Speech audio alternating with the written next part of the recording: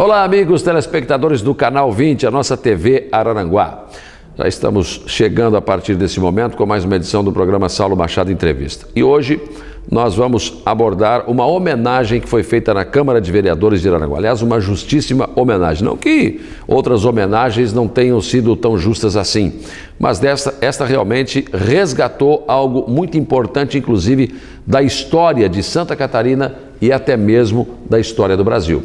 Um cidadão que veio para a cidade em 1948, ele veio advogar, ele se enturmou na cidade, fez o seu ciclo de amizades e, de repente, por convite do Apolônio Irênio Cardoso, de saudosa memória e que hoje, inclusive, empresta o nome à Escola Estadual do Balneário Arroio do Silva, que era empresário na época e também político ligado ao PSD, Lecian Slovinski, este recém-chegado aqui em Araranguá, acabou, então, aceitando o desafio de entrar na política.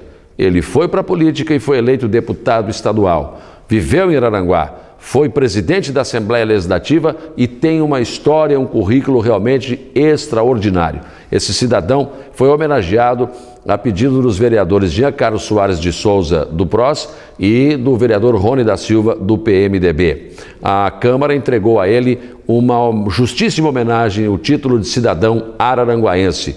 Do alto dos seus 95 anos, Lecian Slovinski não pôde vir a Araranguá. Foi representado por seu filho, que aqui veio, juntamente com alguns outros familiares, e recebeu a placa de homenagem que a Câmara acabou lhe concedendo. Mas antes, nós vamos acompanhar agora um vídeo que a família enviou e que foi passado na sessão da Câmara de Vereadores para que a gente entenda a grandeza e a riqueza de detalhes da vida desse homem que hoje ainda está vivo e que tem 95 anos. Vamos ao vídeo.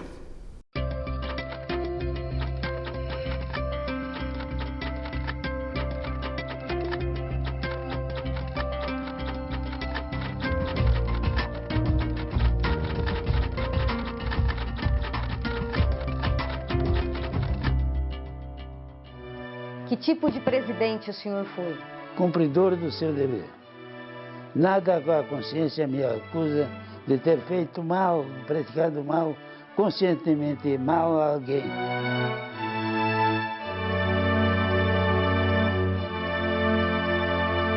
Lecian Slovinski é filho de imigrantes poloneses. O navio, vindo da Cracóvia com destino à Argentina, parou em Porto Alegre. Um grupo decidiu ficar no Brasil e se estabelecer em Santa Catarina. O ex-presidente da Assembleia Legislativa conta que faziam parte deste grupo os pais dele ainda crianças, que vieram acompanhados da família. O pai com 7 anos e a mãe com 5 anos. De Porto Alegre para cá foi na base de cavalo, de carroça, carro de boi, até constituírem-se lá em Cocal. Cocal do Sul. Cocal, que era Cocal naquele tempo. Na época não era Cocal do Sul ainda? Não, era só Cocal. Como era o nome dos seus pais? José Slovinski e Inês. Foi na antiga Cocal que os pais cresceram e passaram a vida. O pai era agrimensor e a mãe doméstica, né, atualmente. Ele passou um período em Buenos Aires, na Argentina, onde ele aprendeu a profissão. Ah, tá. E a mãe, com 2 filhos, ficou no Brasil.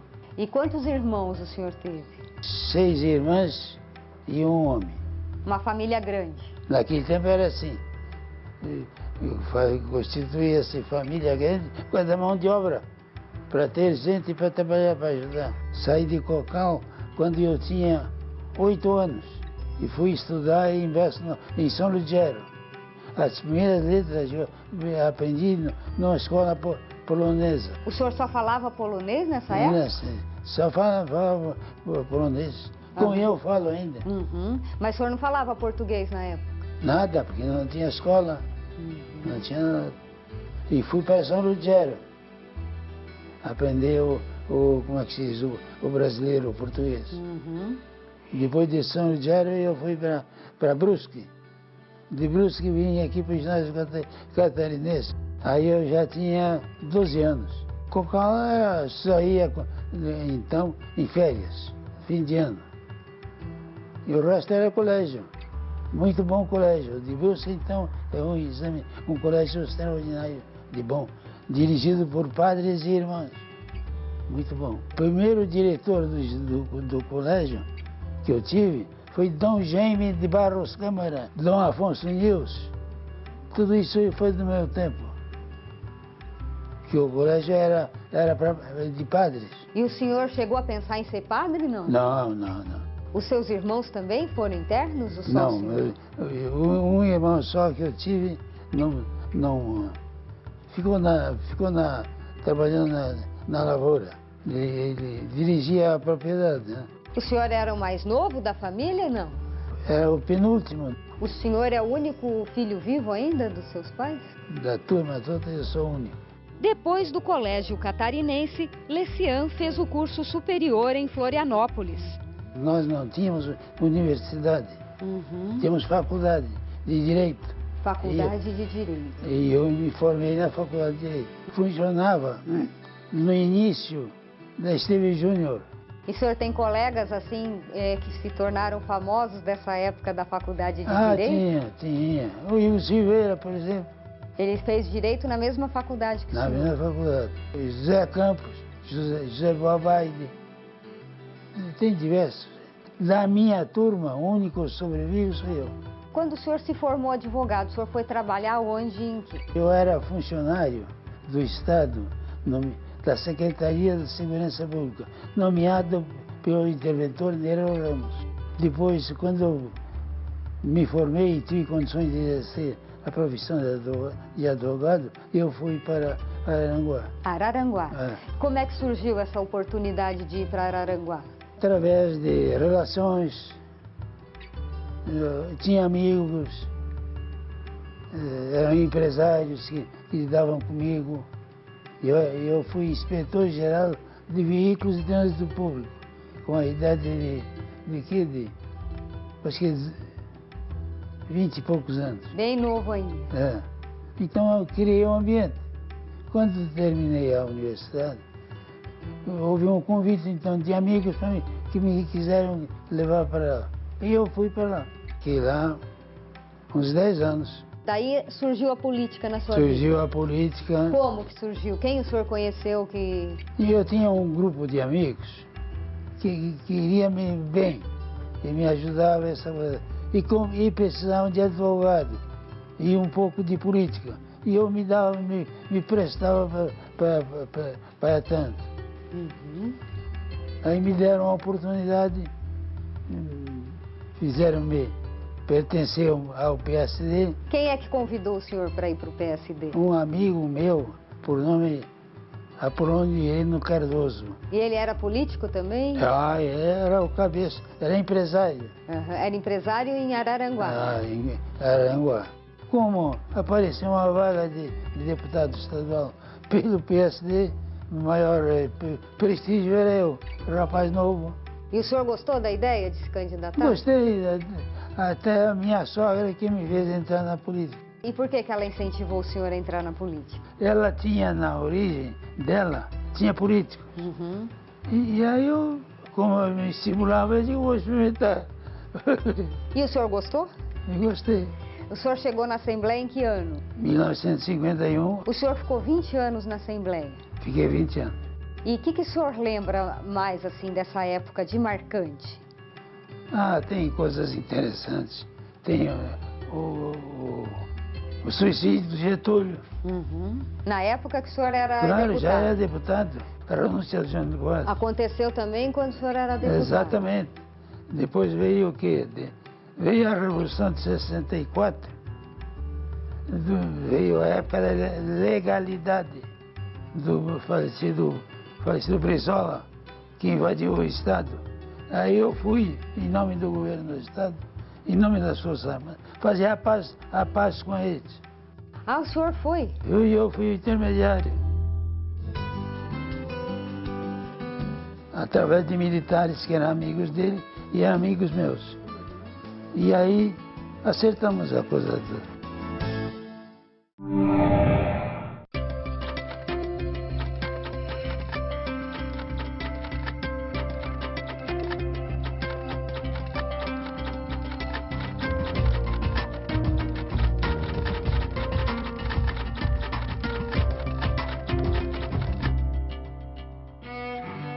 1961, o então governador do Rio Grande do Sul, Leonel Brizola, lidera com apoio militar a campanha da legalidade para defender a posse do vice-presidente João Goulart após a renúncia de Jânio Quadros.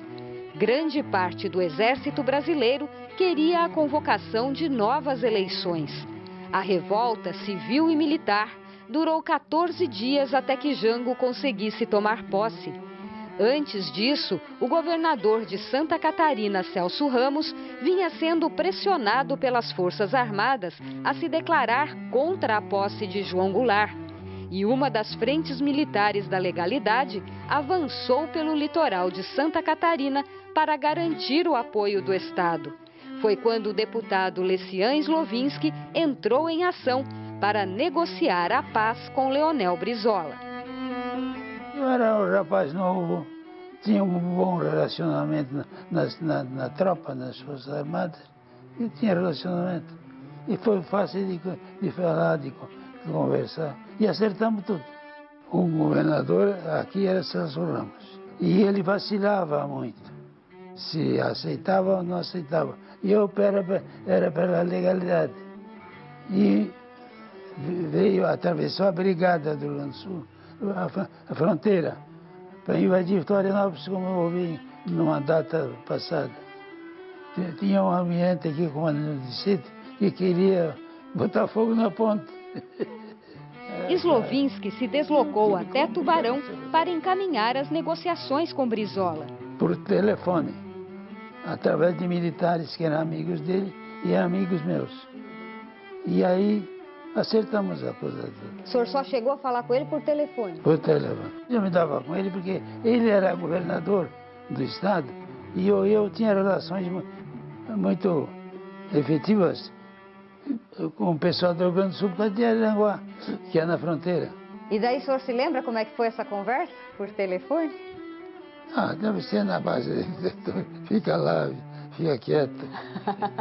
E daí ele aceitou? Não, ele aceitou. Disse que vocês garantem a mão lá, não vão brigar. Nós lá, não vamos brigar contigo. Ser amigo. O governador Celso Ramos é teu amigo. E assim foi. Lembra do episódio que culminou na cassação do mandato do deputado Paulo Stuart Wright, que mais tarde, depois do exílio, foi preso e permanece até hoje na lista dos desaparecidos políticos. Eu era amigo dele. Ele era filho de um pastor americano. E eu me dava com ele, ele era um rapaz simpático. Ele era de Joaçaba, deputado por lá. Mas aí enveredou por um caminho que não dava certo. Ele queria ter aqui a colônia de pesca. Queria mexer com os pescadores. Eu digo, tu não mexe. Eu me dava bem com ele. Tu não mexe porque tu não entende isso. Agora tu vai brigar com o pescador. Não adianta, isso só que é problema, senhor. Eu, no fim, derrapou. Depois deu no que deu. Mas era um rapaz bom. Era um rapaz bom. O senhor era presidente na época que ele foi cassado? Não, era presidente do Ivo Silveira. Uhum. Tanto foi aí que o doutor Ivo é que deu todas as informações. Uhum. E quem decidiu pela cassação? O grupo militar. O grupo militar. O Ivo Silveira também era a favor dele? E era amigo, nós éramos amigos dele. Uhum. Queríamos bem a ele, porque ele era um rapaz bom. Vocês não concordaram com a cassação do mandato dele? Não, como eu não achava que não era certo. Mas o que é que nós podíamos fazer? Não tinha o que fazer. Lembra do incêndio no prédio da Assembleia Legislativa, que funcionava perto do Teatro Álvaro de Carvalho. Quem era o presidente na época? Paulo Conde Bonazzi. Uhum. Dizem que botou fogo, outros dizem que incendiaram, por razões várias, que eu não sei. Eu sei que foi aberto um inquérito administrativo e o relatório conclui pela ilegalidade, criminoso. E ficou nisso. Não caminhou para frente nem nada. Depois do incêndio, a Assembleia passou a funcionar no prédio do batalhão da PM na rua Nereu Ramos. E foi lá que Słowiński exerceu a presidência do Poder Legislativo Estadual de 1966 a 1968. Logo depois do Ivo Silveira, eu substituí o Ivo. O Ivo Silveira foi para o governo? Exatamente. E eu participei do governo dele. Fui presidente durante alguns anos. E como é que foi essa relação do senhor e do Ivo Silveira nessa época? Muito bem, nós éramos muito leais. Vocês trabalhavam sempre unidos? Sempre unidos, desde a faculdade. Éramos amigos. Depois entramos na política, na mesma coisa, na mesma época. Ele foi aqui pela Palhoça, eu fui pelo Araranguá. E deu tudo certo no fim. E depois se reencontraram. Se encontramos. Uma das realizações de Słowiński como presidente da Assembleia Legislativa foi dar início às obras do Palácio Barriga Verde, atual sede do Parlamento Estadual. O Ivo sofreu na carne como eu sofri. A falta de um prédio próprio. Ele era cheio de problemas. Digo, vai marcar o seu governo com isso. E foi feito. E a planta nós contratamos arquiteto Pedro Paulo Saraiva, que é um grande arquiteto. Foi quem fez a planta. O projeto primeiro é para unir o Tribunal de Justiça e o Tribunal de Contas e a Assembleia. Mas na construção, que a responsabilidade foi do Anderson Gualberto, que não era possível unir as três coisas. Era falta de espaço, por falta de espaço. O senhor considera a maior obra do senhor como presidente a nem construção? há dúvida, nem há dúvida. Não embora tenha assistido à inauguração. Teve a iniciativa. Exatamente, exato.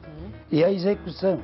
Słowiński também criou o Departamento de Imprensa da Assembleia Legislativa. Serviço de Relações Públicas, por exemplo, foi criado no meu tempo. Aliás, quem criou fui eu. A Assembleia precisava de divulgação. Não era, é do povo.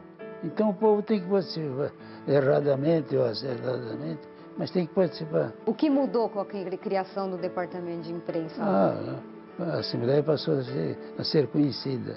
Sempre há uma notícia da Assembleia, todo mundo estuda, o bem ou o mal. O Poder Legislativo tem que ser exposto, para ter mais responsabilidade. Que tipo de presidente o senhor foi? Cumpridor do seu dever. Nada com a consciência me acusa de ter feito mal, praticado mal, conscientemente mal a alguém. Para um, o ato é justo, para o outro é injusto. Isso é da política. E eu não tenho a consciência que me acuse de eu ter feito mal a alguém. Devo ter feito, mas não conscientemente. Porque a todos não se pode agradar. Que tipo de administrador o senhor era?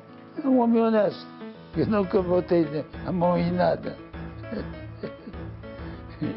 O senhor cuidava certinho do dinheiro? Exatamente, exatamente. Procurava decidir com certeza, com acerto. Tinha muitos funcionários na época, a Assembleia? Devia ter uns 70. 70 funcionários? A Assembleia Legislativa toda? Toda. E o senhor contratou alguém? Eu não contratei. Que tinha nomeado um, que era o chefe de gabinete. O senhor só nomeou uma pessoa, né? Parece-me que é uma só. O senhor diria que o senhor foi um presidente da Assembleia econômico? Minha dúvida. Costa Silva era um amigo nosso, do Ivo Silveira e meu. E nos ouvia muito. Tanto que a BR-101 é obra dele.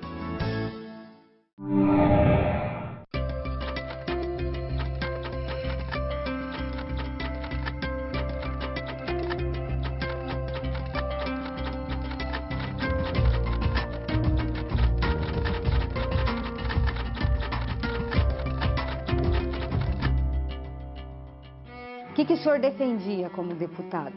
Servir bem a minha região. Tanto que está lá para ver o que é que o Araranguá, a região do Araranguá, cresceu naquele tempo. O que o senhor fez por Araranguá? Araranguá, primeiro, concretizamos a estrada, a BR-101, que era naquele tempo 59. A região progrediu, mas muito. O senhor trabalhou pelo sul do estado. Exatamente. Ajudou também a resolver problemas de infraestrutura em Santa Catarina.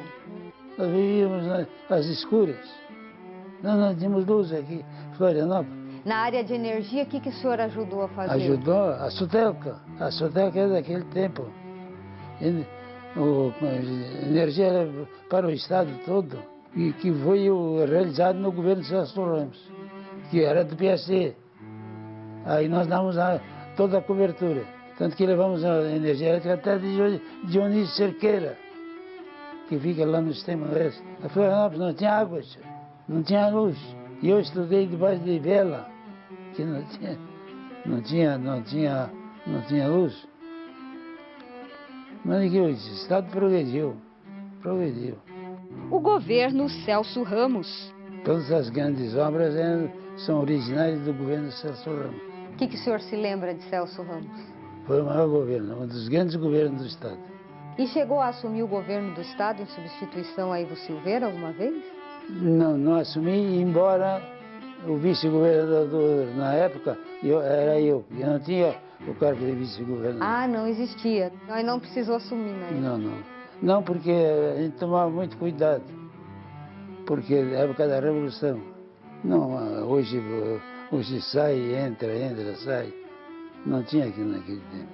Como era ser presidente da Assembleia numa época de ditadura militar? Tinha que respeitar, acima de tudo respeitar.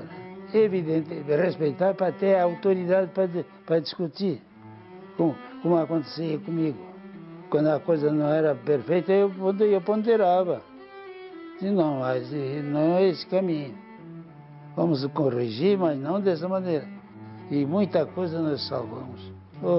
A gente pode dizer que os militares ouviam vocês, consideravam a opinião de vocês. Ouviam, pela autoridade que nós tínhamos, pela vida correta.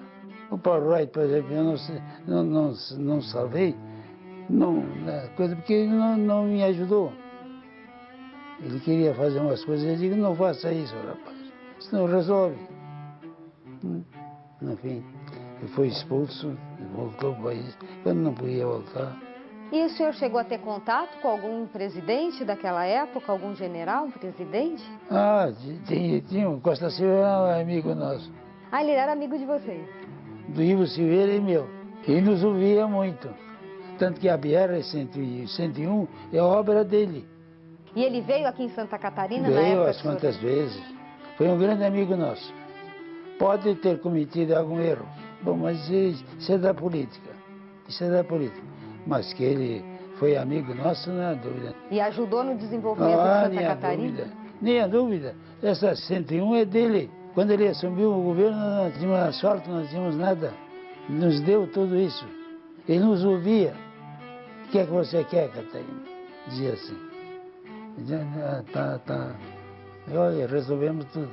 Se alguém perguntasse para o senhor, quem é Lecian Slovinski, o que o senhor diria? É um cidadão brasileiro, cumpridor do seu dever como político. Não tem mágoa nenhuma. Cumpriu com o seu dever. Está satisfeito na vida. E o senhor deixou a Assembleia por quê? O senhor desistiu de se candidatar? Não, eu cheguei a um período de cansaço, de exaustão. A gente fica exausto, lidar com o povo. Não é fácil lidar com o povo. Depois eu fiz o seguinte, eu surgi uma vaga no Tribunal de Contas e o governador me ofereceu. Disse, quer. Aí eu fui nomeado. Daí o senhor foi conselheiro do Tribunal de Contas do naquele Estado. tempo era ministro. Daí lá o senhor permaneceu até a aposentadoria? Até a aposentadoria, até os 70 anos. O senhor lembra de alguma lei que o senhor tenha feito, que seja de sua autoria? A criação de municípios, por exemplo, quantos municípios nós não criamos? Quando eu assumi a Assembleia, tinha, parece que 110 municípios. Quando saí, tinha 200 e poucos. Vocês criaram todos os municípios? Tudo isso. Houve uns excessos.